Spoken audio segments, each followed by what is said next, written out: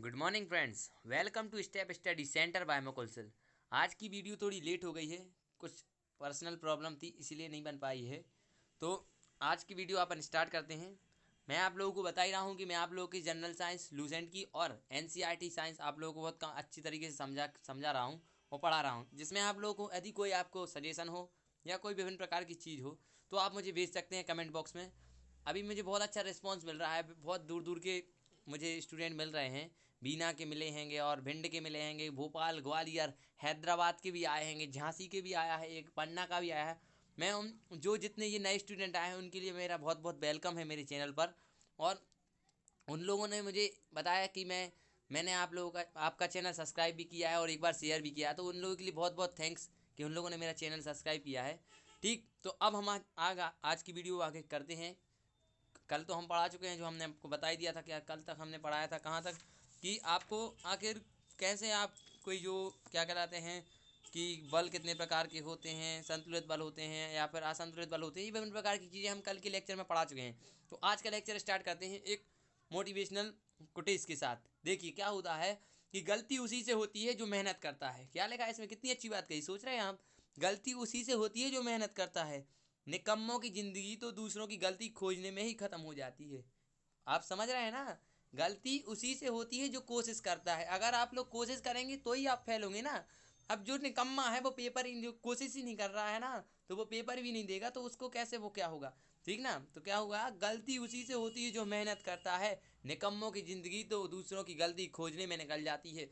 आपके बहुत से मित्र होंगे, आपने देखा होगा, सुना होगा आपके मित्रों के द्वारा, वो कहते हैं कि नहीं ऐसा नहीं हो सकता है, तुम ऐसा कर ही नहीं सकते हो। वो ऐसे निकम्मे दोस्त हैं आप लोगों के, जो आप लोगों को क्या कर रहे हैं, डीमोटिवेट कर रहे हैं।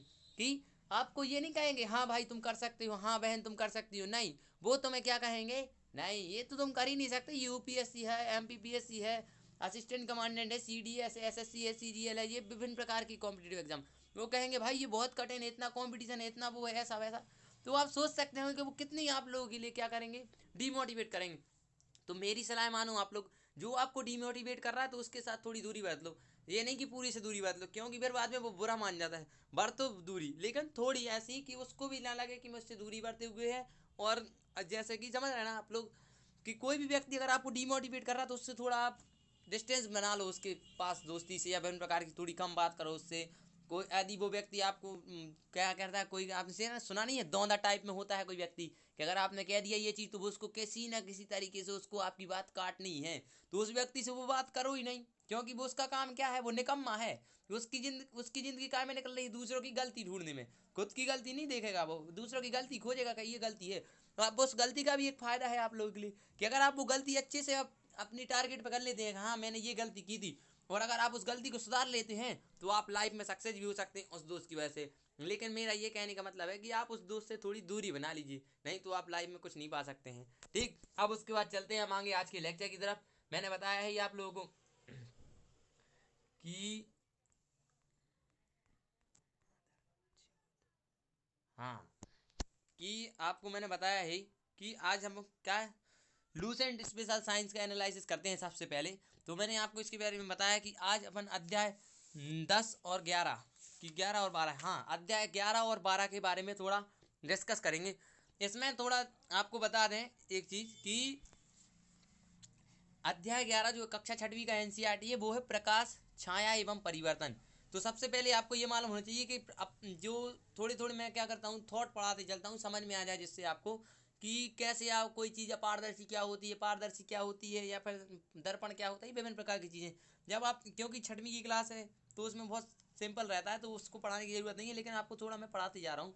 अब देखिए कक्षा छठवीं की जो एनसीईआरटी है इसमें आपको देखने को मिल रहा होगा कि अपारदर्शी क्या है। देखिए यहाँ इस बंदे की शक्ल देखिए, ये बंदे की शक्ल नहीं दिख रही होगी आपको, यहाँ साइड दिख रही क्या, यहाँ नहीं दिख रही है। यही कहलाता है अपारदर्शी। मीन्स एक ऐसा क्या, कांच या फिर दर्पण, कांच में शीशा जिसके आर पार ना देखा जा सके, वो क्या कहलाता है, अपारदर्शी कहला जाता है।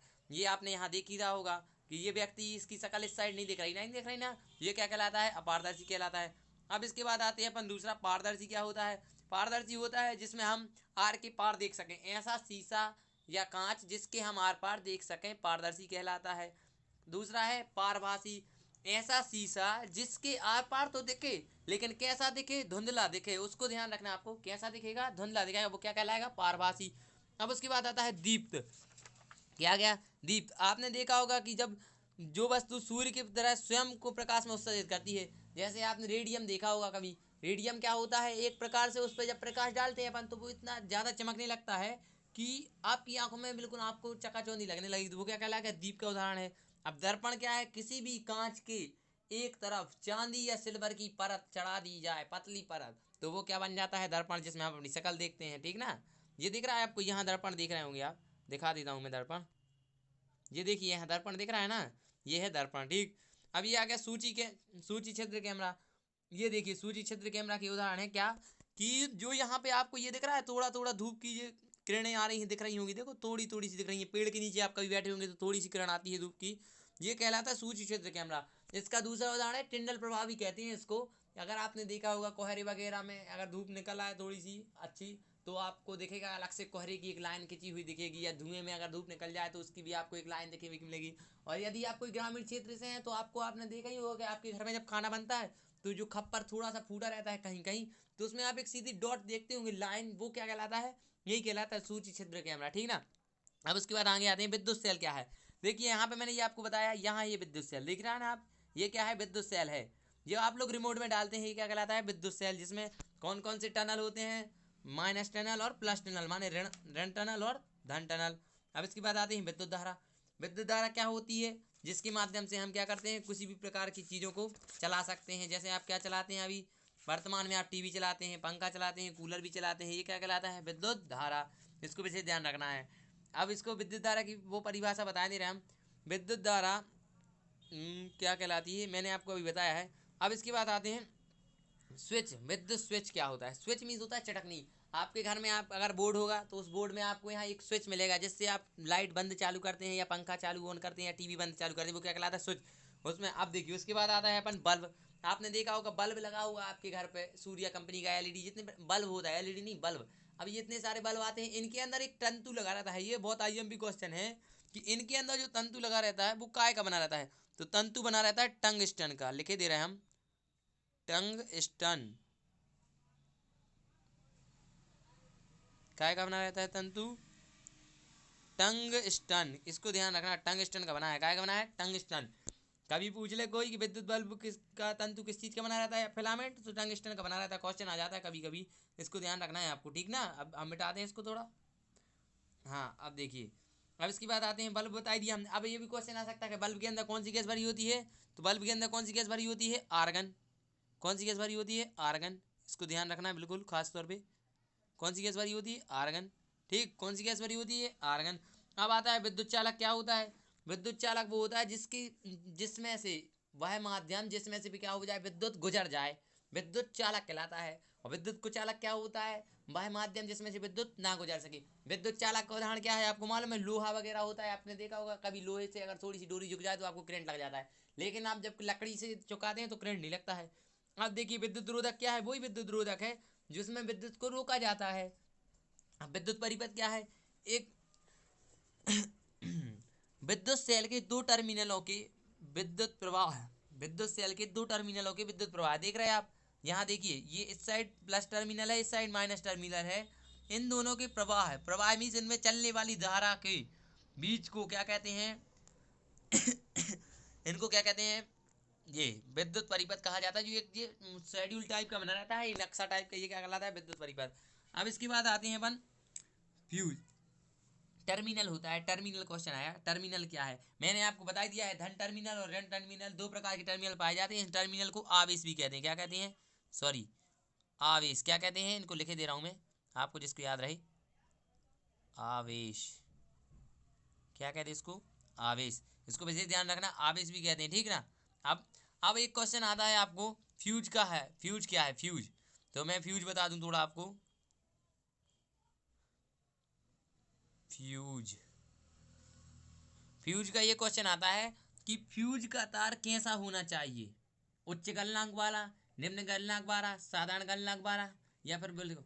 तो ये क्वेश्चन आपको क्या करना है, ढूंढना है। ये मैंने इसलिए बता दिया आपको जिसमें आपका थॉट जो है, दिमाग आपका क्या करे, सोचने की क्षमता बढ़ जाए, जिससे आप खोज सकें कोई भी चीज़। जैसे कोई भी चीज़ है तो उसको क्या करें, आप खोजने की क्षमता बढ़ाएं। तो क्या होता है, फ्यूज का तार कैसा होना चाहिए, ये आपका क्वेश्चन है आज का, कि कैसे ढूंढेंगे आप फ्यूज का तार कैसे बनता है, कैसा होना चाहिए। ठीक, अब इसके बाद चलते हैं हम लूसेंट साइंस में। ठीक, तो लूसेंट साइंस में हम लोग पढ़ रहे थे कल क्या, कि बल कितने प्रकार के होते हैं, संतुलित बल, आवेग क्या होता है, बल का आवेग क्या होता है, असंतुलित बल क्या होता है। आज हमें पढ़ना है घर्षण बल क्या है। तो घर्षण बल क्या होता है, संपर्क, आप लोगों को मालूम है, आप लोग जब चलते होंगे या फिर विभिन्न प्रकार की टायर, मोटरसाइकिल या जीप या हेलीकॉप्टर तो चलाते नहीं है खैर आप लोग, तो ठेला वगैरह चलाते होंगे, साइकिल भी चलाते होंगे, या फिर आप लोग निंगते होंगे। तो उन सब आपने कभी ये सोचा कि आखिर हम कैसे चलते हैं, वही तो है एक घर्षण। घर्षण का वही उदाहरण है, जो आप कोई भी चीज़ अगर कर रहे हैं तो बिना घर्षण के कर ही नहीं सकते हैं आप। चाहे आपकी शारीरिक क्रिया हो चाहे मानसिक क्रिया हो, मानसिक नहीं कह सकते उसको, शारीरिक और फिजिकल भौतिक क्रियाएं, ये दोनों चीज़ें आप कैसे करते हैं, घर्षण से। आपने एक कुर्सी उठानी तो उसको घर्षण करेंगे आप कुर्सी को, ठीक ना। अब देखिए घर्षण बल क्या कहलाता है, इसको दिखा देते हैं हम थोड़ा। घर्षण में संपर्क में रखी दो वस्तुओं में, देखो लिखिए, संपर्क में रखी दो वस्तुओं के मध्य एक प्रकार का बल कार्य करता है, जिससे के कारण हम गति कर सकते हैं, वो गति करने का विरोध करता है। आपने देखा होगा, अगर आप कहेंगे कि हमें भाई 2 क्विंटल 5 क्विंटल का पत्थर सरकाना है, तो वो नहीं सरकेगा, क्या करेगा, वो भी विरोध करेगा कि हमें नहीं जाना कहीं पर, हम तो वहीं खड़े रहेंगे, हमें वहीं जाना है। जैसे छोटे बच्चे कहते नहीं पापा हम नहीं जाएंगे स्कूल, तो वही है जो घर्षण बल, जो छोटे बच्चे कहते हैं मैं नहीं जाऊंगा, उसको जबरदस्ती ले जाते। अगर उसकी जबरदस्ती करोगे तो फिर वो आगे बढ़ेगा, नहीं तो नहीं बढ़ेगा, जहाँ है वहीं रहेगा। अब इसके बाद बोलते हैं आगे। ठीक, अब ये कितने प्रकार के होते हैं, इसका जरूरी है आपको मानना। ये होते हैं 3 प्रकार के, कौन कौन से होते हैं। सबसे पहला आता है स्थैतिक घर्षण बल। स्थैतिक घर्षण बल वह बल होता है जो एक स्थिर वस्तु और व्यक्ति के बीच लगने वाला बल क्या कहलाता है, स्थैतिक घर्षण बल कहलाता है। स्थैतिक घर्षण बल इसलिए क्यों कहते हैं, क्योंकि यह स्थित रहती वस्तु एक बार जहाँ रखी है वो वहीं रखी रहेगी। जैसे मैंने बताया भी आपको कि 10 क्विंटल का एक पत्थर है, उसको सरकाने में आपको बहुत टाइम लगेगा, क्योंकि वो स्थिर है, वो कह रहा हम नहीं उठेंगे उसको। फिर आप लोग क्या करोगे, दाना मेंट रखोगे, ड्रिल मशीन से खोदोगे, फिर उखाड़ोगे, फिर बाद में उसको और धक्का दोगे, जब उड़ेगा, ठीक ना। अब इसका ये क्वेश्चन ऐसा आ सकता है कि ये दोनों में क्या परिणाम क्या होता है। तो परिणाम क्या होता है ये देख लीजिए, परिणाम बता दें। परिणाम लगाए गए बल के बराबर होता है। क्या होता है, परिणाम लगाए गए बल के बराबर होता है। और इसकी दिशा कैसी होती है, बल की दिशा के विपरीत होता है। आप बल उस साइड लगा रहे हैं, वो आप एक साइड करेगा, ठीक ना। अब इसके बाद आते हैं दूसरे पे। दूसरा क्या होता है, सर्पी घर्षण बल। सांप देखा है आपने, सर्प कहलाता है, सांप कैसे सरकता है, वो कहलाता है सर्पी घर्षण बल जैसा। अब जब कोई वस्तु की सतह पर सरकती है, लुढ़कती है, वो क्या कहलाता है, सर्पी घर्षण बल। मीन्स सरपी में सरकना, सर्पी अलग है, लोटने का अलग है, सरपी मीन्स सरकना होता है। सरकने की वाली वस्तु तथा उस सतह के बीच लगने वाले बल को क्या कहते हैं, सर्पी घर्षण बल कहते हैं। आपके घर में कूलर होगा जिसमें नीचे टायर लगे रहते हैं, उसको क्या करते हैं, आप सरकाते हैं। फ्रिज होगी आपके घर में, उसमें भी हम सरकाते हैं। वॉशिंग मशीन, उसको भी सरका लेते हैं, वो क्या कहलाता है, सर्पी घर्षण बल कहलाता है। अब इसके बाद आता है लोटने घर्षण बल। जब वह बल जब वह बल जो लोट ना समझते हो आप लोग, धड़क सके। लोटा देखा आपने, लोटा कैसा घुमाओगे तो तुम भड़ भड़ भड़ करके घूम जाएगा। तो लोटना मीन्स लोटना। बेलन देखा है आपने, बेलन देखा है आपने कि बेलन कैसे लुढ़कता है, उसको धक्का देंगे तो ही लुढ़केगा ना, ऐसा तो लुढ़कने नहीं। तो लोटने घर्षण का उदाहरण, बल का यही उदाहरण है कि आप कोई चीज़ अगर उसको आड़ा डालेंगे, आड़ा समझते हो, जैसे कोई टंकी है, टंकी को आप क्या करते हैं, गैस की टंकी देखी होगी आपने, तो उस गैस की टंकी को क्या करते हैं, आड़ा डाला उसको, फिर उसमें लात मार देता है टंकी ले आने वाला, तो वो अपने आप लुढ़कती लुढ़कती लुढ़कती आपके घर तक आ जाती है, ठीक ना। वो क्या कहलाता है, लोटने घर्षण बल। इसकी परिभाषा देख लीजिए। जब एक वस्तु किसी दूसरी वस्तु की सतह पर धड़कती है या लुढ़कती है, तो वस्तु की सतह और वस्तु और सतह के बीच लगने वाले बल को क्या कहते हैं, लोटने घर्षण बल कहते हैं। कितनी अच्छी बात कही है यहाँ की, कि लोटने घर्षण बल क्या होता है, जो लुढ़कता है, इसको ध्यान रखना आपको। अब इनकी विशेषताएं भी आपको होनी चाहिए मालूम। जो सर्पी घर्षण बल क्या होती है विशेषताएं। घर्षण बल उनके संपर्क क्षेत्रफल पर निर्भर नहीं करता है, सबसे बड़ी बात। घर्षण बल उनके संपर्क क्षेत्रफल पर निर्भर नहीं करता। ये यूपीएससी से रिलेटेड क्वेश्चन है, सीडीएस असिस्टेंट कमांडेंट एनडीए से रिलेटेड क्वेश्चन है, जिसमें कूट आते हैं, एक 3-4 लाइनें एक साथ लिख दी जाती हैं, इसलिए इसको विशेष याद किया जाता है। विशेषताएं बहुत अच्छे से याद करें, उनके अंदर आखिर क्या प्रमोशन है, क्या डिमोशन है, ये भी याद होना चाहिए। क्या विशेषताएं, क्या हानियां है, क्या लाभ है, क्या नुकसान है, ठीक ना। अब देखिए घर्षण बल क्या होता है, उनके संपर्क क्षेत्रफल से मतलब नहीं होता है। जो वहां संपर्क रखा हुआ है, मीन्स कितना भी बड़ा हो कोई चीज, उससे मतलब नहीं है। बल्कि काय से मतलब है, अपन को मतलब है उसकी प्रकृति से, सतह की। अब कहीं हम रेगिस्तान में क्या कर रहे हैं, रेगिस्तान में आप ट्रेन खींच रहे हैं, नीचे गिर गई ट्रेन, तो ट्रेन को खींच नहीं सकते आप, उसको उठाना पड़ेगा आपको, तो उसकी सतह है। और अगर आप लोग वहाँ कहाँ जैसे अच्छी चिकनी रोड पे गिर गई कोई चीज़ तो आप उसको कितने आराम से धक्का दे देते हैं। और अगर आपका ट्रैक्टर, आपने खुद ट्रैक्टर ही देखा होगा, अगर आप किसान क्षेत्र से किसान हो ना, किसान के बच्चे हो, तो आपने देखा होगा कि आपका ट्रैक्टर अगर खेत में गड़ जाता है तो कितनी कितनी प्रॉब्लम होती है। लेकिन अगर आपका ट्रैक्टर अगर एक रोड पर है तो आराम से आप धक्का दे के स्टार्ट कर लेते हैं, ठीक ना। ये कहलाता है उसके घर्षण बल की प्रकृति। काय पर निर्भर करती है? उसकी सतह पर निर्भर करती है, ना कि उसके क्षेत्रफल पर। ये ख्याल रखना, कितना भी बड़ा ट्रैक्टर हो, कितना भी बड़ा हार्वेस्टर हो, उसको आप धक्का देकर स्टार्ट कर सकते हैं अगर उसकी सतह अच्छी है। और अगर सतह अच्छी नहीं है तो आप मोटरसाइकिल भी स्टार्ट करने में आपको पसीना आ जाएगा, ठीक। अब इसके बाद बढ़ते हैं मांगे। लोटने घर्षण बल, लोटने घर्षण का बल का मान क्या होता है? सबसे कम होता है। लुढ़कती है क्योंकि वस्तु, आपने एक लात मारी, डायरेक्ट आपके घर पे टंकी पहुंच जाएगी। वो क्या होगा? अब आपको हंसी भी आ रही होगी, ठीक ना। आपने एक लात मारी तो वो सीधी गैस की टंकी सीधे आपके घर पहुंच जाएगी। लेकिन स्थैतिक घर्षण बल में आपको कितनी प्रॉब्लम होती है कि उसका मान सबसे अधिक होता है। आप पहले वो पत्थर को फोड़ोगे, दाना में रखोगे, और फिर उसको ड्रिल मशीन से छेद करोगे, फिर उसको उखाड़ोगे, बहुत टाइम लग जाएगा, बहुत ताकत लगानी पड़ेगी। लेकिन जो लोटने घर्षण बल है उसमें तो कुछ नहीं करना, टंकी को आड़ा किया और बस आगे धक्का दे दिया। तो सीधा सीधा कैसे याद करेंगे आप? लोटने घर्षण बल का मान सबसे कम तथा स्थैतिक घर्षण बल का मान सबसे अधिक होता है, ठीक। अब इसके बाद आता है घर्षण बल को कम करने के लिए क्या किया जाता है। तो घर्षण बल को कम करने के लिए उसमें स्नेहक, जानते हो आप, स्नेहक, ग्रीस, ऑयल, बेयरिंग लगा दिए जाते हैं। आपने देखा होगा कि आपके पंखे में भी बेयरिंग लगे होते हैं, आपकी गाड़ी में ऑयल डला होता है। क्यों लगाया जाता है ऑयल? जिससे आपकी जो घर्षण हो रहा है, जिससे वो गर्म होती है, वो ठंडी रहे। अब आता है ठोस सतह की मध्य घर्षण बल सबसे अधिक होता है। ठोस ठोस सतह जो होती है उसके मध्य सबसे ज्यादा घर्षण बल होता है। मैंने आपको बताया पत्थर का उदाहरण, वो एक ठोस है ना। अब उसके बाद आता है द्रव की सतहों पर घर्षण बल सबसे कम होता है। द्रव जो होता है सब उससे कम होता है। द्रव में आपने देखा होगा, अगर आप एक क्विंटल की भी चीज़ है, अगर वो पानी में डली है तो आप खुद उसको एक उंगली से उठा सकते हैं और नीचे कर सकते हैं। क्या होता है? क्योंकि वहाँ घर्षण बल कम होता है। और सबसे कम घर्षण बल कहाँ होता है? हवा में होता है। अब घर्षण बल से लाभ भी मालूम होना चाहिए आपको कि लाभ क्या होते हैं और हानियां क्या होती हैं। तो अब लाभ के बारे में देख ले अपन। घर्षण बल के कारण ही मनुष्य सीधा खड़ा होता है। आप लोग जो खड़े हुए हैं या फिर आप लोग ये फोन पकड़े हुए हैं, तो वो घर्षण के, जो आप जो फोन से देख रहे हैं, जो पीसी से देख रहे हैं, वो क्यों? क्योंकि आप घर्षण बल है जो आपके हाथों में, उसी के कारण तो आप फोन पकड़े हुए हैं, ठीक। अब व्यक्ति दौड़ सकता है, चल सकता है, अगर घर्षण बल नहीं होगा तो व्यक्ति गिर जाएगा। अब देखो, घर्षण बल ना होने के कारण ही केले के छिलके से बरसात में तथा चिकनी सड़क पर अपन फिसल जाते हैं। आप लोग कभी गिरे भी होंगे। आपने देखा होगा कि आपकी टायर, जैसे साइकिल जा रही है, मोटरसाइकिल ले जा रहा है आप कभी, तो आपने अचानक से ब्रेक लगा दिया तो आपको फिसल कर गिर जाते हैं, ठीक ना। अब देखिए इसके बाद आता है, यदि घर्षण बल के कारण ही पहिए चलते हैं, क्या होता है? घर्षण बल जो होता है, अगर पहिया, अगर घर्षण बल नहीं होता ना, तो आपका पहिया एक ही जगह घूमता रहता, आप आगे बढ़ ही नहीं पाते। वो क्यों बढ़ता है आगे? क्योंकि उसमें घर्षण बल लगता है। और जबकि ब्रेक क्यों लगते हैं? उसी वजह से। अगर वहां घर्षण नहीं लगता तो ब्रेक, टायर रुकते ही नहीं, ठीक ना। अब इसके बाद आते हैं हानियां। कि अब देखिए कोई भी चीज़ है, मैंने बताया आपको कि दोनों चीज़ होती है, उसका लाभ भी होता है और हानि भी होती है। हर एक चीज़ के दो पहलू हैं। आप या पेपर देने बैठेंगे तो पास होंगे या फेल होंगे। ऐसा तो नहीं होगा कि बीच में रोक देंगे तो मैं ना पास होंगे ना फेल होंगे, ठीक। अब इसके बाद आते हैं हानियों पर। घर्षण बल के कारण ही जूते घिस जाते हैं। आपकी चप्पल देखी होंगी, आपने जूते देखे होंगे कि आप 1-6 महीने नहीं पैर पाते हो, पीछे से बिल्कुल खाली हो जाता है नीचे से, नहीं, ठीक। अब उसके बाद आते हैं घर्षण बल के कारण ही मशीनों की दक्षता कम हो जाती है। आपकी चक्की देखी आपने कभी? चक्की पर अगर आटा पिसाने गए होंगे तो चक्की वाला क्या करता है? उस चक्की को टाँकता है। तो क्यों टाँकता है? क्योंकि वो घर्षण के कारण उस चक्की का जो वो रहता है पार्ट, वो घुर जाता है, ठीक है ना। उसकी दक्षता कम हो जाती है, इसलिए वो कम पीस पाता है, बारीक नहीं पीस पाता। इसीलिए वो क्या करता है? उसको फिर से टाँकता है, ठीक। अब देखिए, सॉरी, अभी थोड़ा हम और पढ़ा दें। हाँ, एक चीज़ देखिए, घर्षण ये हो गया। अब मांगे आगे। हाँ, ये देखिए अब आपको, अब इसके बाद आपने घर्षण बल तो पढ़ ही लिया है। घर्षण बल के बारे में मैंने आपको लाभ भी बता दिए, हानि भी बता दिए, और आप इसके उदाहरण आप अपनी ज़िंदगी से रिलेटेड लीजिए, जिससे आपको बहुत अच्छे से याद रहे। अब देखिए, हमें पढ़ना है अभिकेंद्री बल क्या होता है। ये अभिकेंद्रीय लिखा गया, अभिकेंद्री है इधर। अभिकेंद्री क्या होता है बल? अब देखिए, जब अभिकेंद्री बल में क्या होता है, जैसे आप क्या है, पृथ्वी है, जो पृथ्वी है वो क्या करती है, यहाँ सूरज है, क्या है, यहाँ सूर्य है, यहाँ पर जो मैं दिखा रहा हूँ ये क्या है, सूर्य है, सूर्य है। अब इसके जो विपरीत है, क्या इसके जो विपरीत है, मैं थोड़ा वो ले लूँ पेन, ये जो इसकी विपरीत है, ये चारों तरफ ये दिख रही ना आपको, ये थोड़ा मैंने जो गोला बना दिया है, ये क्या है, पृथ्वी की जो कक्षा है वो क्या है, ये पृथ्वी की कक्षा है। अब पृथ्वी क्या करती है, सूर्य के गुरुत्वाकर्षण बल के कारण तथा पृथ्वी खुद की गुरुत्वाकर्षण बल के कारण पृथ्वी यहाँ से चलती हुई यहाँ से चलती है, और यहाँ से चलती चलती चलती चलती घूमती है। तो अब आप ये सोचिए कि पृथ्वी आखिर ऐसे कैसे घूम जाती है।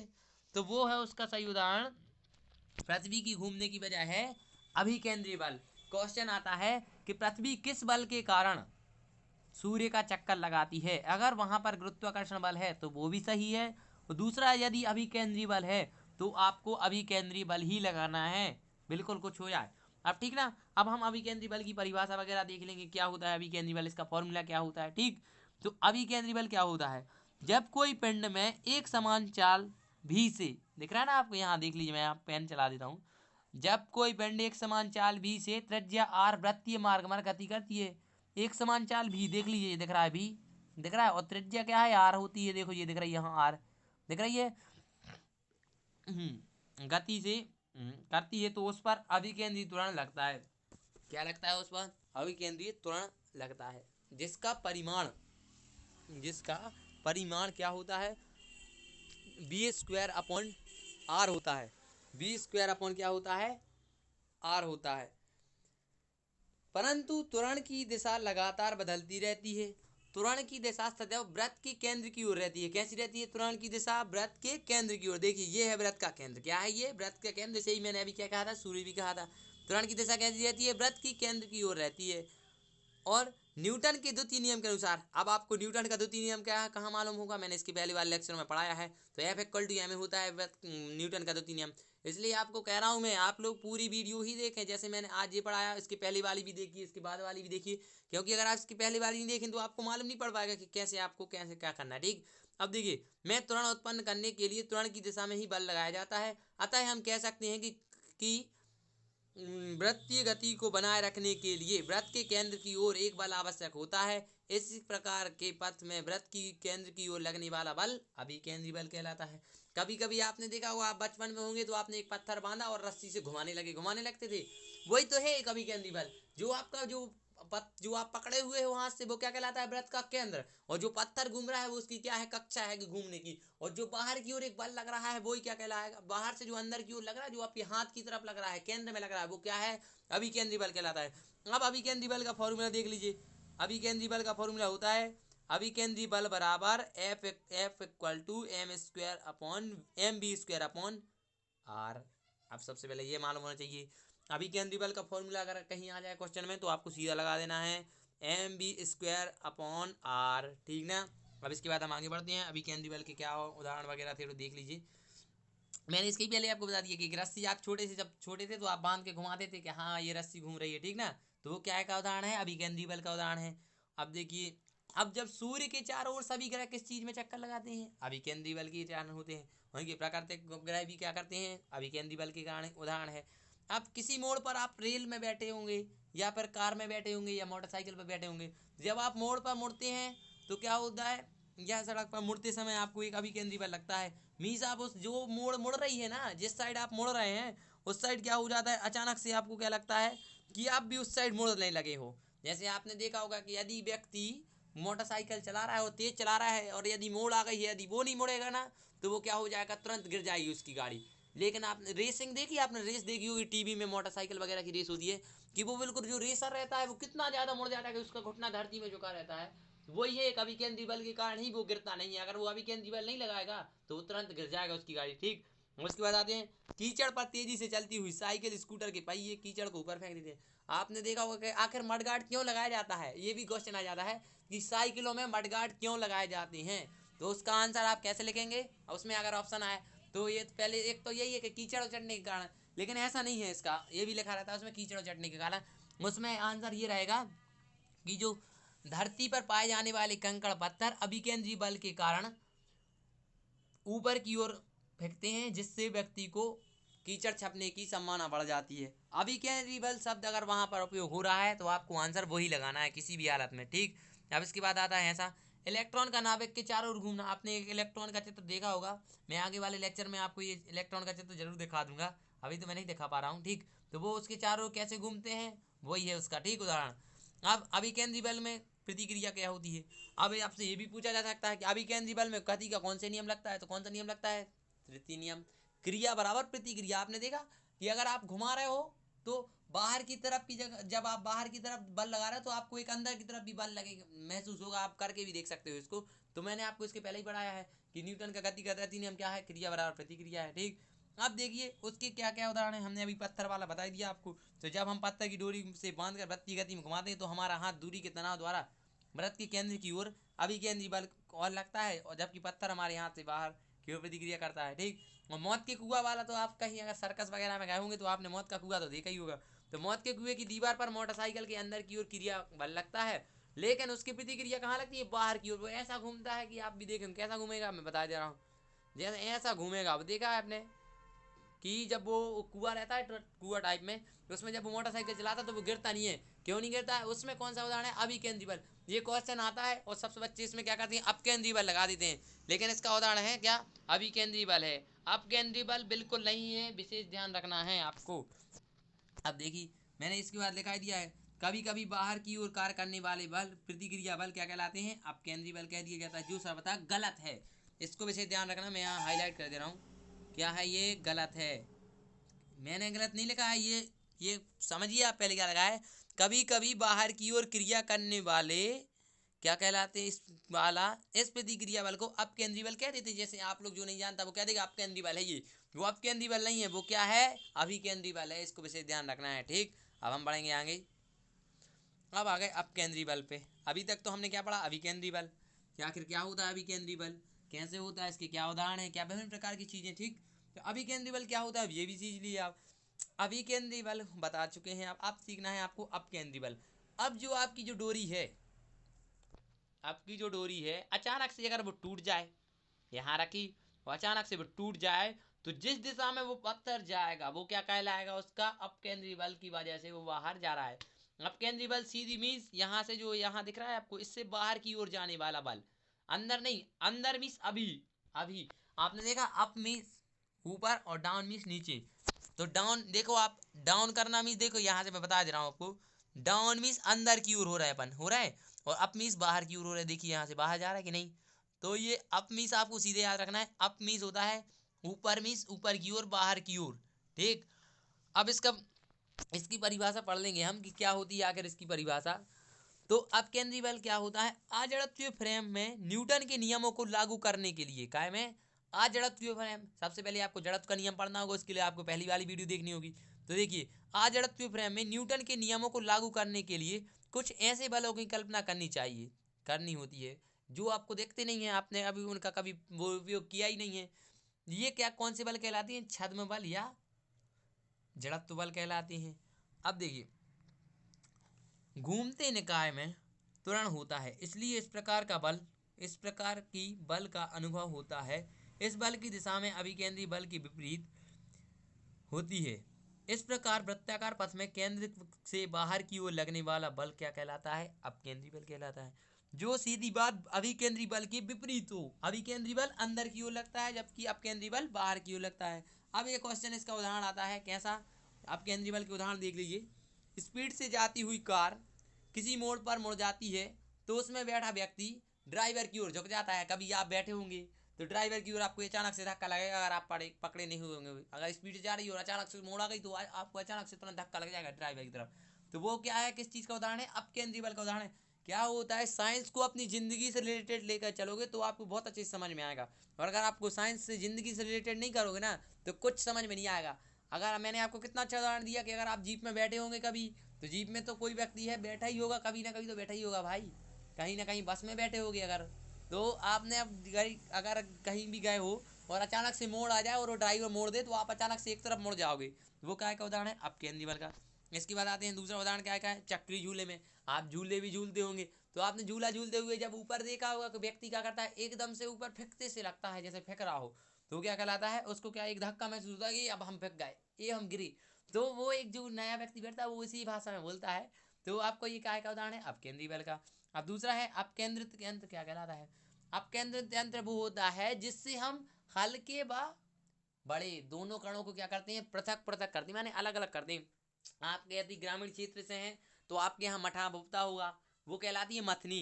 तो उस मथनी को काय कौन से सिद्धांत पे कार्य करती है, अपकेंद्री बल पे। आपसे क्वेश्चन आ सकता है कि मठा बहाने की मशीन या मठा निकालने वाली मशीन या घी निकालने वाली मशीन किस बल के कारण घी निकालती है, तो आपको सीधा लगा देना है अपकेंद्री बल, या किस सिद्धांत पर कार्य करती है, तो अपकेंद्री बल के सिद्धांत पर। अब इसके 3-4 उदाहरण देख लीजिए कौन कौन से उदाहरण हैं इस मशीन के। ठीक, इसका पहला उदाहरण है क्रीम निकालने की मशीन। क्रीम मीन्स होता है मक्खन या फिर मलाई। दूसरा होता है ड्राई क्लीनर, जो ड्राई क्लीन करते हैं। तीसरा होता है अपकेंद्री सूचक, एक प्रकार का सूचक होता है। तीसरा होता है अपकेंद्री पंप। क्या होता है? अपकेंद्री पंप, इसको विशेष ध्यान रखना है, अपकेंद्री पंप। अब इस आज का इतना ही वीडियो था हमारा। आपको अच्छा लगा है तो आप लाइक कीजिए, शेयर कीजिए, और मैं आपको ऐसे ही पढ़ाऊँगा, इतने ही हंसते पुष्ट खेल हंसते हंसते पढ़ाते जाऊँगा, और आपको बहुत अच्छे से सरल उदाहरण दूंगा जिसमें आपको बिल्कुल पक्का समझ में आएगा, ये मेरी गारंटी है। बस आपको क्या करना है, अच्छे से समझना है, लिखना है और याद करना है। क्योंकि मैंने बता दिया है कि जैसे ही आपकी फिजिक्स खत्म होती है मैं आपका एक टेस्ट लूँगा।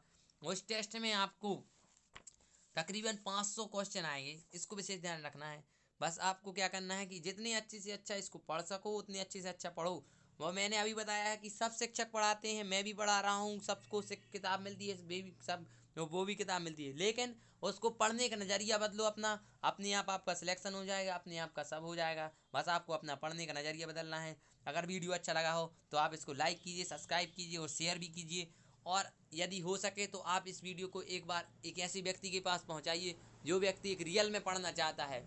जो पढ़ना नहीं चाहता उसके पास मत पहुंचाइए। मैं ये नहीं कह रहा कि आप शेयर ही शेयर कर दे, लेकिन जो व्यक्ति रियल में पढ़ना चाहता है भाई उसके पहुंचा दो, जिससे क्या हो कि वो पढ़ सके।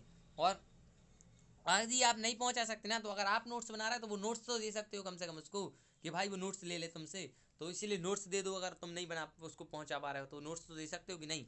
इसलिए आपके लिए, आपने ये मेरा वीडियो देखा उसके लिए बहुत बहुत धन्यवाद। लाइक कीजिए, शेयर कीजिए एंड सब्सक्राइब कीजिए। Thank you. Meet you next day.